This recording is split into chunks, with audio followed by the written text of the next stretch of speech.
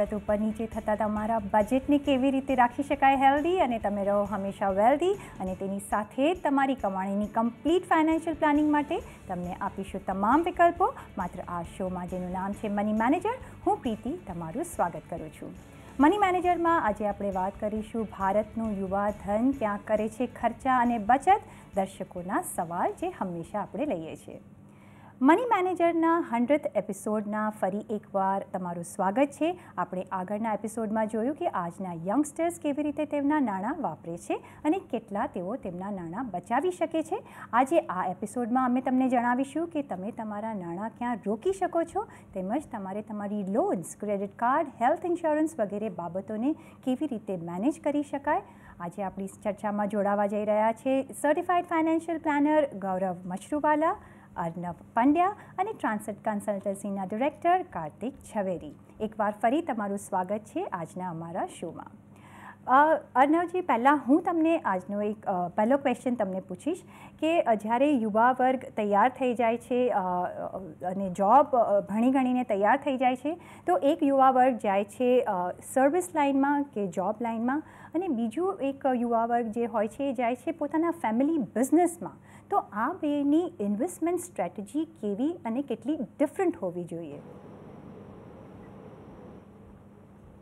જો તમે સેલરીડ વર્ક તરફ ધ્યાન આપો તો જે યુવા વર્ગ સેલરી સેક્ટરમાં જાય છે ને નોકરી કરે છે, એ લોકો માટે એક ફિક્સ્ડ ઇન્કમ દર મહિને આવતી રહે છે અને એમના ચેલેન્જીસ જુદા રહે છે.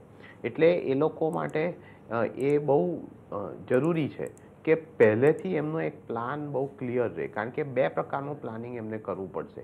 એક તો એ કે એમની પાસે જે સેલરી આવે છે એનું કઈ રીતે એ ઇન્વેસ્ટ કરે છે, સેવ કરે છે, એમાંથી ખર્ચા કાઢે છે. અને બીજી વસ્તુ એ પણ હોય કે એ લોકો એમના કેરિયરનું પ્લાનિંગ કરવાનું રહે છે, કારણ કે એમને માટે જે મેઇન આવક છે તે તેમના કેરિયર પ્રોગ્રેશનથી જ વધવાની છે. એટલે આ બંને આસ્પેક્ટ પર એમને ધ્યાન આપવું જરૂરી છે. એટલે એમને માટે જ્યારે કોઈ સેલરીનું પ્લાનિંગ થતું હોય ત્યારે એમને એ સ્પષ્ટ રીતે એમના ગોલ્સ તરફ ધ્યાન આપવું જોઈએ. અને એમાં એક એલિમેન્ટ ઓફ સર્ટન્ટી છે, એટલે કે દર મહિને એમની સેલરી આવવાની છે. પણ એ વસ્તુ પણ એમને ધ્યાન રાખવી જોઈએ કે જે ઇન્સ્યોરન્સનો ભાગ છે, જે સિક્યોરિટીનો ભાગ છે, કે એ લોકો એક ઇમરજન્સી ફંડ તરફ ધ્યાન આપે. કારણ કે જો વચ્ચે એવું થાય કે કોઈક મહિના એમને નોકરી ના હોય કે નોકરી બદલતી વખતે વચ્ચે થોડો સમયગાળો આવે, તો એ માટે પણ એ લોકો યોગ્ય રીતે પ્લાનિંગ કરી શકે. પણ એક વસ્તુ સ્પષ્ટ છે કે સેલરીડ માટે શ્યોરિટી અને થોડી સ્પેસિફિક વસ્તુ એમને માટે બહુ ક્લિયર છે કે મારે કયા પ્રકારની ઇન્કમ આવશે અને હું એ રીતે એને કઈ રીતે મેનેજ કરીશ. આની સામે જો કોઈ ફેમિલી બિઝનેસમાં જતું હોય તો ત્યાં ચેલેન્જીસ જુદા છે, કારણ કે ત્યાંથી એ લોકો એક સમ તો મેળવી જ શકે છે, પણ એમને પાસે ચેલેન્જ એ પણ છે કે આગળ જતાં ફેમિલી બિઝનેસને કઈ રીતે વધારે, કઈ રીતે એનું એક્સપાન્ઝન કરે અને એના પર એમનું ભવિષ્ય નિર્ભર રહે છે. હવે આ ફેમિલી બિઝનેસ કયા ક્ષેત્રમાં છે, કયા પ્રકારની સેક્ટરમાં છે, એના પરથી આધારિત રહેશે કે એમનો કેશ ફ્લો કેવો છે, શું એ રેગ્યુલર કેશ ફ્લો છે કે લમસમ છે. કારણ કે જે પ્રકારનો કેશ ફ્લો હોય એ પ્રમાણે પ્લાનિંગ કરવું જરૂરી છે અને એમાં થોડી અનસર્ટન્ટી વધારે પણ હોઈ શકે. એટલે આ કારણોને ધ્યાનમાં રાખીને જ્યારે પ્લાનિંગ થશે કોઈ બિઝનેસ એરિયામાં હોય તેમનું, ત્યારે આ ફેક્ટર્સ ધ્યાનમાં રાખીને આખો ઓવરઓલ પ્લાનિંગ થશે. પણ એમાં પણ જરૂરી છે કે જે સેફટી છે, હેલ્થ ઇન્સ્યોરન્સની વાત હોય કે લાઈફ ઇન્સ્યોરન્સની વાત હોય, જો ડિપેન્ડન્સ હોય તો એ બધું પહેલાં એના પર ધ્યાન આપવું જરૂરી છે. એ પૂરું કર્યા પછી તમારે આગળ જઈને બીજા પ્રકારનું બધું પ્લાનિંગ કરવાનું રહે છે. બરાબર છે. તો સેલરીડ ક્લાસ માટે એક ફિક્સ્ડ ઇન્કમ હોય છે જે એવરી મંથ આવશે જ ને, એમાંથી એ લોકો પોતાનું health cover, insurance cover, emergency fund બધું રાખી શકે છે. પણ જે ફેમિલી બિઝનેસમાં જાય છે એ લોકોની ઇન્કમ એક ફિક્સ નથી હોતી. જેમ બિઝનેસ ચાલે છે એવી રીતે ઇન્કમ ઉપર નીચે થાય છે. પણ અર્ણવજી, આમાં એક હું તમને સવાલ પૂછવા માંગીશ કે જેમ આપણે જોયું છે કે આપણો જો બિઝનેસ હોય તો પહેલાં આપણી પ્રાયોરિટી થાય છે કે ચલો બિઝનેસ વધારવા આપણે ચાલો બિઝનેસમાં જ પૈસા નાખીએ અને આપણી તરફ કે આપણા પર્સનલ ઇન્વેસ્ટમેન્ટ તરફ આપણે કદાચ ધ્યાન રાખતા ચૂકી જઈએ છીએ. તો એના માટે પણ એ લોકોએ કોઈ નિયમ રાખવાની તમે સલાહ આપશો? રેગ્યુલર કેશ ફ્લો હોય તો બેઝિક બ્લોક્સ જે હોય તે તો પહેલાં તમારે મૂકી જ દેવા જોઈએ. ઇમરજન્સી ફંડ હોવું જોઈએ, ઇન્સ્યોરન્સ હોવો જોઈએ અને થોડી રકમ સેવ કરીને ઇન્વેસ્ટ કરવી જરૂરી છે. આ ઉપરાંત જો બિઝનેસ હોય તો તમે એક ભાગ જે મહત્ત્વનો આવશે છે કે ડ્રોઈંગ્સ, એટલે કે તમે બીજા ઘરના ખર્ચો અને તમારા બીજા ખર્ચો માટે બિઝનેસમાંથી કેટલી રકમ તમે રેગ્યુલરલી ઉપાડો છો, એટલે એ જે રકમ છે એ નક્કી કરવી બહુ મહત્ત્વની છે. અને જો એ નક્કી યોગ્ય રીતે કરી હોય તો તમારે આગળ જતાં કેશ ફ્લો પ્રોબ્લેમ્સ પણ નહીં થાય. કારણ કે જો એ તમે રકમ લઈ લીધી હોય ને પછી એમાંથી તમે રેગ્યુલરલી સેવ ને ઇન્વેસ્ટ કરતા હો તો તમારે માટે પણ એક આખો પ્રોસેસ સ્મૂથ થઈ જશે. પણ જરૂરી એ છે કે તમે ખાલી એટલા પર ધ્યાન ના આપો કે કઈ રીતે બિઝનેસ એક્સપાન્ડ થશે અને પોતાના ઇન્ડિવિજ્યુઅલ ફાઇનાન્સીસ પર ધ્યાન ન આપો ને ખાલી એક જ એરિયા પર ધ્યાન આપો, એ પણ યોગ્ય નહીં રહે.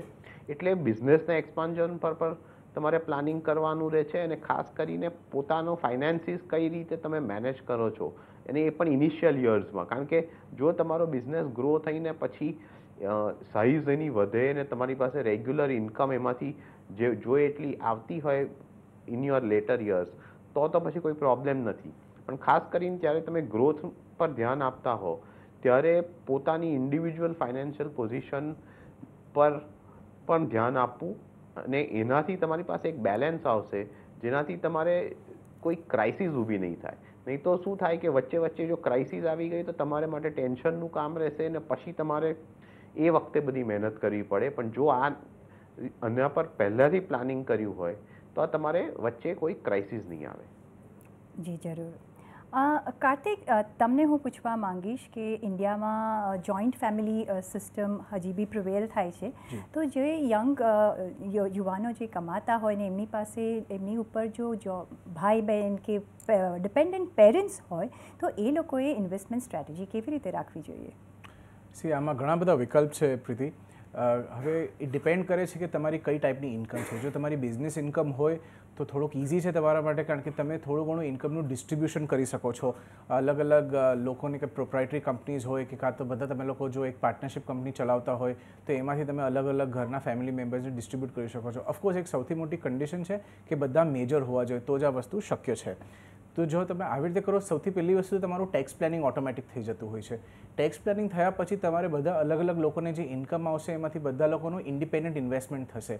હવે બીજો સવાલ એ આવે છે કે તમારું ફેમિલી બિઝનેસમાં તમારે વર્કિંગ કેપિટલની જરૂરત કેટલી પડે છે.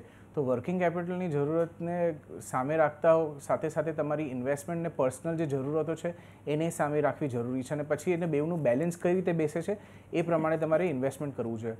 ઘણીવાર કેટલા લોકો એવું પણ કરે છે કે પોતાના નામે ઇન્વેસ્ટમેન્ટ કરે છે ને જ્યારે કંપનીને કે બિઝનેસને જરૂરત પડે છે ત્યારે બિઝનેસને લોન આપી દે છે અને એમાંથી પણ એ વ્યાજ કમાઈ શકે છે અને જે વ્યાજ એ કમાય છે એ બિઝનેસમાં ફૂલી ટેક્સ ડિડક્ટેબલ થઈ જાય છે. એટલે ઘણી બધી વસ્તુઓ છે જે ખ્યાલમાં રાખી શકાય. બીજી એક બહુ મહત્ત્વની વસ્તુ એ છે જે બિઝનેસ ફેમિલીવાળા કરી શકે છે એ લોકો માટે, કારણ કે ઇન્કમ સ્ટેડી નથી, કારણ કે ઇન્કમની સર્ટન્ટી નથી, પણ એ લોકો બિઝનેસ એટલે કરી રહ્યા છે કારણ કે કદાચ સેલરી કરતાં એ લોકો વધારે કમાઈ શકશે. એટલે એ લોકોનું ટાર્ગેટ કંઈક એવું હોવું જોઈએ કે પહેલાં એટલા પૈસા ભેગા કરવા જોઈએ કે જેમાંથી કાલ ઉઠીને બિઝનેસને કોઈ પણ જાતની તકલીફ થાય કે બિઝનેસમાં થોડી ઊંચ નીચ આવે તો પણ ઘરનો જે ખર્ચો છે ને જે એમની જીવનશૈલી છે એમાં કોઈ પ્રકારનું એ લોકોને વિઘ્ન ન આવે. એટલે એના માટે એક કોર્પસ ફંડ તૈયાર કરવું એક સૌથી પ્રથમ ઇમ્પોર્ટન્સની વસ્તુ છે જે કોઈ પણ બિઝનેસ ફેમિલીએ કરવું જોઈએ, જે જોઈન્ટ ફેમિલીમાં ખાસ કરીને જે રહેતા હોય. અને આ વસ્તુ બધા નામે ન કરીને કાં તો ટ્રસ્ટમાં કાં તો કોઈ અલગ કંપનીમાં કે ઇન્વેસ્ટમેન્ટ કંપનીમાં કરે તો આની સેફટી વધારે હોય છે. કારણ કે જો બિઝનેસમાં કોઈ પણ પ્રકારની ટોંચ લાગે છે કે લીગલ પ્રોબ્લેમ થાય છે તો પણ તમારા પૈસા જો અલગ એન્ટિટીના નામે હશે કે અલગ ટ્રસ્ટમાં હશે તો એ વધારે સુરક્ષિત રહેશે. તો એટલે આ થોડી ઘણી વસ્તુઓ જ એવી છે કે જે જોઈન્ટ ફેમિલી અને બધા લોકો કોમન બિઝનેસ જો થતો હોય અને ઘણા બધા ફેમિલી મેમ્બર્સ હોય તો આ 2-3 વસ્તુ એવી છે કે જે ધ્યાનમાં રાખો તો સારી વસ્તુ છે. જરૂરથી. અને ગૌરવ, બીજો એક ક્લાસ આવે છે કે જેના લગ્ન કરવાની તૈયારીમાં છે કે લગ્ન ઓલરેડી થઈ ગયા છે, ન્યૂલી મેરિડ છે, તો એ લોકોએ કઈ સ્ટ્રેટેજી અપનાવવી જોઈએ? હવે આમાં છે ને 2 વસ્તુ છે. એક કે એ લોકો સંયુક્ત કુટુંબમાં રહેતા હોય કે તો વિભક્ત કુટુંબમાં, એટલે એ લોકો પતિ પત્ની અલગ રહેતા હોય. હવે લગ્ન કરવાની તૈયારી છે એટલે તમે કુટુંબ જોડે જ રહેતા હો તો એને માટે થોડું ઘણું એ વિચાર કરવું જોઈએ કે લગ્ન પછી તમે પતિ પત્ની કુટુંબમાં સંયુક્ત કુટુંબમાં રહેવાના છો કે તમારે નવું ઘર કરવું પડશે, કારણ કે ઘરમાં સંકડાશ હોય કે જે પણ રીતે ઘરની વ્યવસ્થા હોય એ રીતે. તો જો એ જવાબદારી આવવાની હોય તો ઘર માટે પ્લાનિંગ કરવાનું. જો લગ્નનો ખર્ચો થોડો ઘણો પણ પોતે ઉપાડવાનો હોય અને જો ધંધાકીય રીતે સાથે ન હોય, એટલે તમારી પોતાની અલગ નોકરી કરતા હો કે અલગ ધંધો કરતા હો ને એમાં થોડા પૈસા તારવવાના હોય તો એની પણ જોગવાઈ કરવી. એટલે આ 2 નાણાકીય ધ્યેય જે છે એ દરેક વ્યક્તિની પરિસ્થિતિને અનુરૂપ હોય છે. પતિ પત્ની લગ્ન પછી ક્યાં રહેવાના છે અને લગ્નનો ખર્ચો જવાબદારી કોની છે. ત્યાર પછીની પરિસ્થિતિ જે તમે વાત કરી કે લગ્ન થઈ ગયા પછી શું. હવે લગ્ન થઈ ગયા પછી જો હજી બી સંયુક્ત બિઝનેસ જોડે હોય તો પછી એમાં ઓરલ પ્લાનિંગ થતું જ હોય છે ને એની પર અર્ણવ અને કાર્તિકે વિસ્તારપૂર્વક ચર્ચા કરી એટલે એ હું ભાગ ફરીવાર નહીં દોહરાવું. પણ જો તમે અલગ રહેવાના હો અને તમારી નાણાકીય જવાબદારીઓ તમારે માથે હોય તો એના જે બેઝિક અમુક જે મુદ્દાના પગલાં લેવા પડતા હોય છે એ તો લેવાના જ કે એક જાતનું કન્ટેન્જન્સી ફંડ ઇમરજન્સી માટે, તો એને માટે પતિ પત્ની બંને બાજુ પર મૂકી દે. ઇન્સ્યોરન્સ કે પતિ પત્નીનો પૂરતો હેલ્થ ઇન્સ્યોરન્સ છે. જીવન વીમો, હવે જો પતિ પત્ની બંને કમાતા હોય, બંને આવક રળતા હોય તો બંને માટે જીવન વીમો જરૂરી છે. પણ જો ફક્ત પતિની જ કમાણી હોય અને પત્નીની જવાબદારી ફક્ત એને સાચવવાની જ હોય કે ઘર ચલાવવાની હોય તો પતિનો ઇન્સ્યોરન્સ લેવો. આ ઉપરાંત પહેલું એક પગથિયું હું એ પણ ભૂલી ગયો કે બંને જોડે બેસીને પોતાના નાણાકીય ધ્યેયની યાદી બનાવી, કારણ કે મોટાભાગના કેસમાં એ થતું જ નથી હોતું. એટલે મોટાભાગના કેસમાં કે તો એવું જોવા મળે છે કે પતિઓ જાતે બનાવી દે અથવા ક્યારેક પત્નીને કહી દે કે તું સંભાળી લેજે, પણ નાણાકીય ધ્યેય જોડે સિદ્ધ કરવાના છે.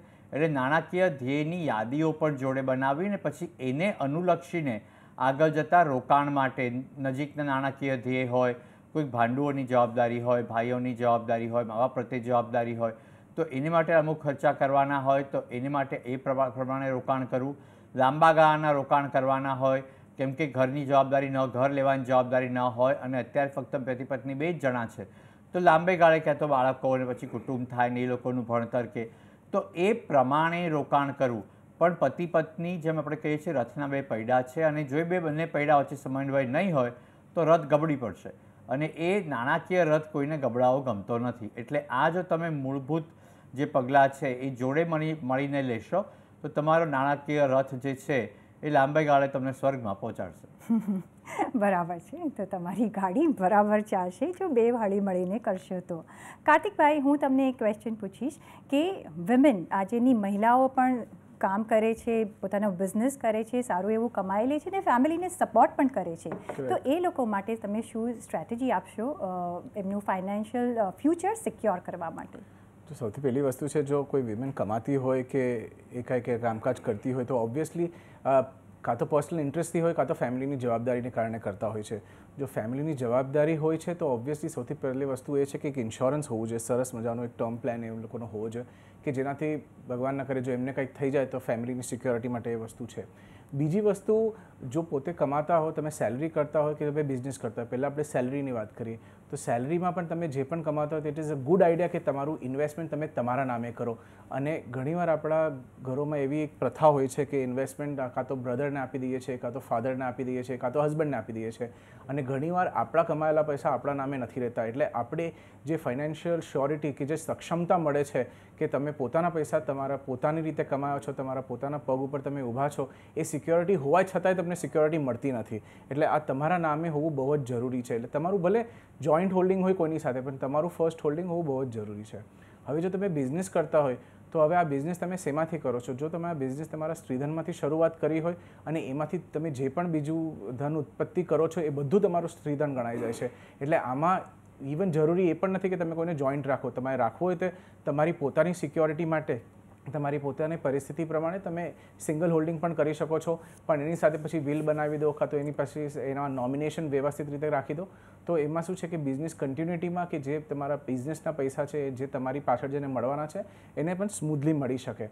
અને ઓફકોર્સ ઇન્વેસ્ટમેન્ટમાં પાછી સેમ જ પોલિસી રહેશે કે તમે તમારું ઇન્વેસ્ટમેન્ટમાં તમારું હોલ્ડિંગ ફર્સ્ટ રાખો, પછી તમારા બ્રધરનું, સિસ્ટરનું, હસબન્ડનું, છોકરાઓનું તમે સેકન્ડ રાખો, તો દેટ ઇઝ ઓલ રાઇટ. બરાબર છે. તો આ સલાહ મળી રહી છે મહિલાઓને કે તમે જે તમારા પૈસા કમાયેલા તમારા નામે જ રાખો, અને જે પછીથી બી તમને તમારા નામે હશે તો તમને જ કામ આવી શકશે.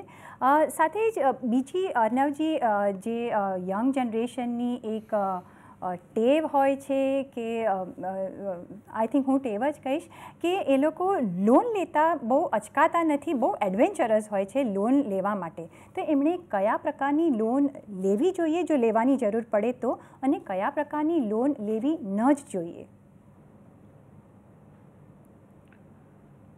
એક વાત તો છે કે જૂના જનરેશન કરતાં કે પ્રીવિયસ જનરેશન કરતાં જો તમે કમ્પેરિઝન કરો તો યંગ જનરેશન તમે એમ કહી શકો કે લોન લેવા એ લોકો બહુ અચકાતા નથી.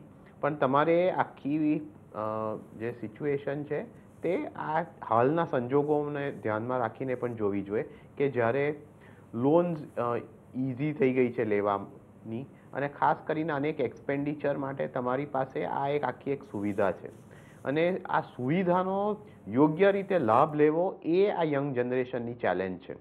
એટલે તમારી પાસે કોઈ ઇમરજન્સી હોય ને તમે કોઈ પર્સનલ લોન લો એ એક જુદી વસ્તુ છે, પણ મોટા ભાગે તમારે ખર્ચો કરવા માટે જેમાં તમારી પાસે કોઈ એસેટ બિલ્ડ થતી ના હોય, અને ખાસ કરીને એપ્રિશિએટિંગ કે અર્નિંગ એસેટ કે જેમાંથી તમે કમાઈ શકો, એને માટે તમારે લોન લેવી ના જોઈએ. એટલે અનેક કારણો હોઈ શકે કે તમારે માનો કે કોઈ ફોરેન ટૂર લેવી હોય તો અનેક લોકો એને માટે લોન લે છે.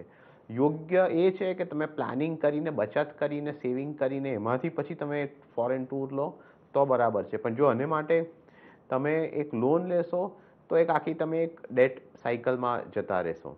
આની સામે જો તમે એક ઘર જેવું એક એસેટ બનાવવા માગતા હો જેમાં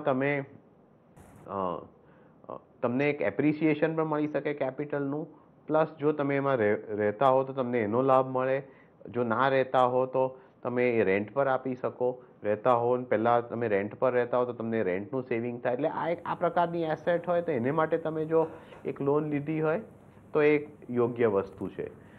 અનેક સમયમાં તમારે જો કાર માટે લોન લીધી હોય તો એ પણ એ યોગ્ય બની શકે. જો તમારે કાર તમારા કામ માટે જોઈતી હોય, એનાથી તમારી એફિશિયન્સી વધવાની હોય અને તમે લોન લઈને એ ગાડી લો તો એ યોગ્ય છે. પણ જો તમારી પાસે ઓલરેડી એક વ્હીકલ હોય ને તમે માત્ર એને અપગ્રેડ કરવા માગતા હોય, પ્રીમિયમ ગાડી લેવા માગતા હોય જેનાથી કોઈ તમને ફાઇનાન્શિયલ બેનિફિટ ના થતો હોય પણ તમારું સોશિયલ સ્ટેન્ડિંગ વધતું હોય, જો આ પ્રકારની માટે તમે લોન લો ને તમે એ લોન તમારા ફાઇનાન્સીસ પર જો પ્રેશર મૂકવાનું હોય કે તમારે માટે એનું ઈએમઆઈ ભરવાથી તમારા ફાઇનાન્સીસ થોડા કન્સ્ટ્રેન થઈ જાય તો એ યોગ્ય નથી. એટલે તમે સંજોગો જોઈને શું એમાં એનો લાભ થાય છે અને શેને માટે લો છો એ ધ્યાનમાં રાખીને જો તમે લોનની આખી વ્યવસ્થા કરો. એ ઉપરાંત તમારે એ પણ જોવું જોઈએ કે મારી આવક કેટલી છે અને એમાંથી કેટલો ઈએમઆઈ આ લોનમાં જાય છે. અનેક વખત એવું થાય છે કે માત્ર ઈએમઆઈ ઓછો કરવા લોનનો પીરિયડ વધારવામાં આવે છે, પણ આથી તકલીફ ભવિષ્યમાં થાય છે. કારણ કે ભવિષ્યમાં જ્યારે તમારે બીજી કોઈ લોન જોઈતી હોય કોઈ યોગ્ય પર્પસ માટે તો એ વખતે એ લોન લેતી વખતે તમારા પાસ્ટ લોન્સનું પણ ધ્યાનમાં લઈને તમને નવી લોન આપવામાં આવે છે. એટલે જો આ પ્રકારની તમારી બધી જૂની લોન ઊભી હોય તો તમારે જે નવી લોન જે એસેટ માટે જોઈતી હોય તે ઓછી થઈ જશે અને ત્યારે તમારે એને માટે રકમ ઊભી કરવી મુશ્કેલ થશે. એટલે આ થોડુંક લોંગ ટર્મ પ્લાનિંગ પણ તમારે કરવું જોઈએ અને જેમ બને તેમ એક્સપેન્ડિચર માટે લોન તમારે લેવી ના જોઈએ. બરાબર છે. તો યુવા વર્ગે આ ધ્યાનમાં રાખવાનું કે લોન સમજી અને વિચારીને લેવી જરૂરી હોય છે. સાથે જ ગૌરવ હું તમને એક ફાઇનલ ક્વેશ્ચન પૂછીશ કે હવે જેમ દુનિયા વિકસી રહી છે તો ઇન્ટરનેશનલ ફંડ્સ પણ હવે આપણે અહીંયા આવી રહ્યા છે, આપણે અહીંયાથી જ ઇન્ટરનેશનલ ફંડ્સમાં ઇન્વેસ્ટ કરી શકીએ છીએ, તો એના માટે તમે શું સલાહ આપશો યુવા વર્ગને ઇન્વેસ્ટ કરવાની એમાં? હા, કારણ કે આજની પરિસ્થિતિનો વિચાર કરીએ આપણે તો આપણા બધાની સંપત્તિ ફક્ત એક જ કરન્સી રૂપિયામાં છે. પછી આપણા ઘર હોય, ઝવેરાત હોય કે પછી તમે ફાઇનાન્શિયલ અસેટ્સ જેમ કે બેંક ડિપોઝિટ્સ કે મ્યુચ્યુઅલ ફંડ કે શેર્સ વગેરેમાં રોકાણ કર્યું તો બધું રૂપિયામાં જ છે. અને અત્યાર સુધી આવી સગવડ નહોતી. થોડા વર્ષો પહેલાં રિઝર્વ બેંક ઓફ ઇન્ડિયાએ એક લિમિટ સેટ કરેલી. એ લિમિટમાં ઉત્તરોત્તર વધારો થયો, પછી ઘટાડો થયો, હમણાં પાછું લગભગ $2.5 લાખ જોગવાઈ છે. એટલે બે વસ્તુ, એક તમે ઇન્ટરનેશનલ ફંડની વાત કરી અને બીજું ડાયરેક્ટ ઇન્વેસ્ટમેન્ટના. હું બંને પર એક સંક્ષિપ્તમાં જવાબ આપી દઉં. આપણે લોકો ઇન્ટરનેશનલી રોકાણ કરી શકીએ છીએ. $2.5 લાખ સુધી દરેક વ્યક્તિ $2.5 લાખ પ્રતિ વર્ષ દુનિયામાં ક્યાંય પણ રોકાણ કરી શકે છે. અમુક ગાઈડલાઇન્સ છે. એટલે ક્યાં તો એના દ્વારા કરવું, અને એ ન કરવું હોય કે કડાકૂટમાં ન પડવું હોય કે જાણકારી ન હોય તો ઘણા બધા ઇન્ટરનેશનલ ફંડ્સ અવેલેબલ છે, મ્યુચ્યુઅલ ફંડ કંપનીઓ જે ક્યાં તો ડાયરેક્ટલી ઇન્ટરનેશનલ કંપનીઝમાં કે સિક્યોરિટીઝમાં રોકાણ કરતા હોય છે, અથવા એ જ કંપનીના જે બીજા ફંડો એમાં રોકાણ કરે છે.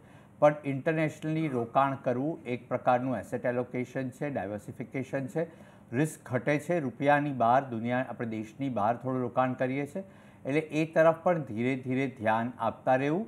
પોતાના ઓવરઓલ પોર્ટફોલિયોનું રિસ્ક ઘટાડવાનું ધ્યાન માટે એ રીતે કરવું યથાયોગ્ય છે.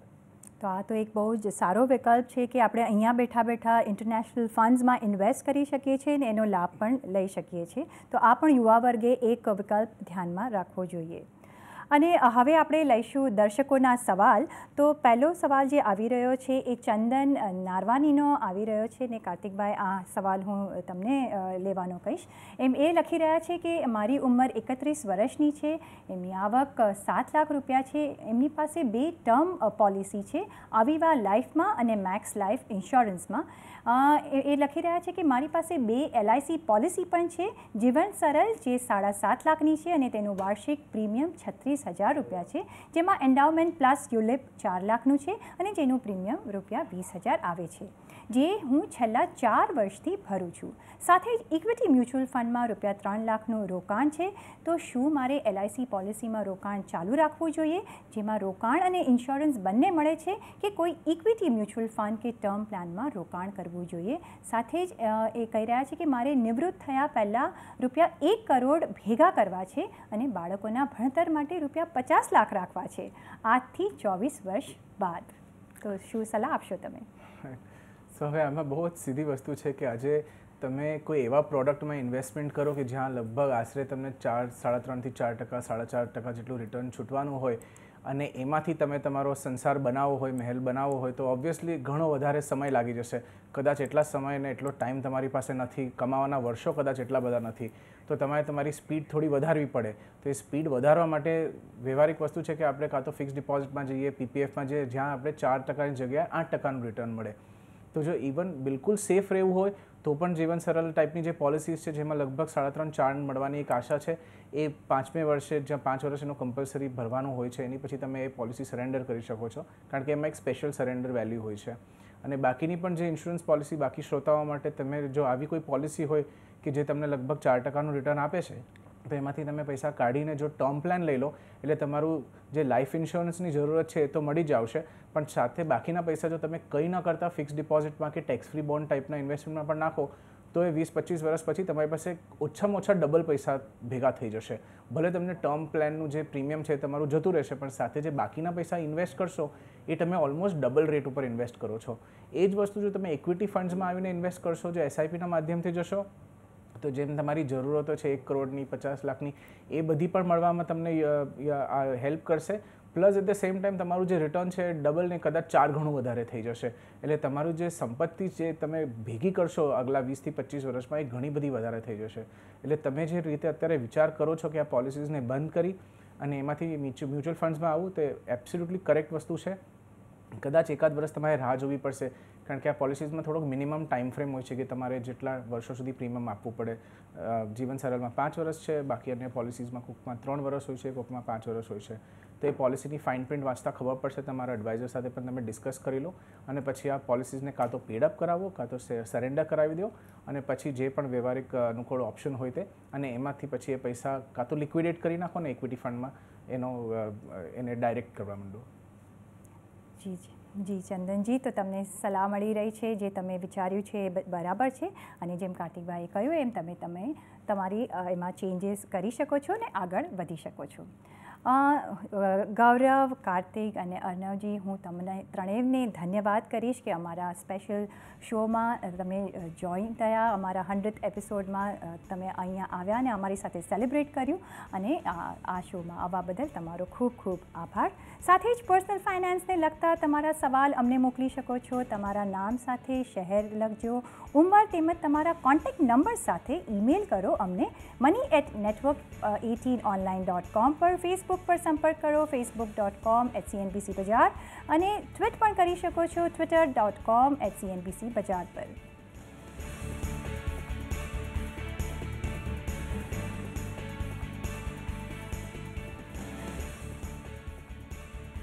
અને અત્યારે આ મની મેનેજરના સ્પેશિયલ એપિસોડથી આપશો મને રજા. ફરી પાછા હાજર થઈશું એક નવા એપિસોડમાં એક નવા ટોપિક સાથે. ત્યાં સુધી આપશો રજા. નમસ્કાર.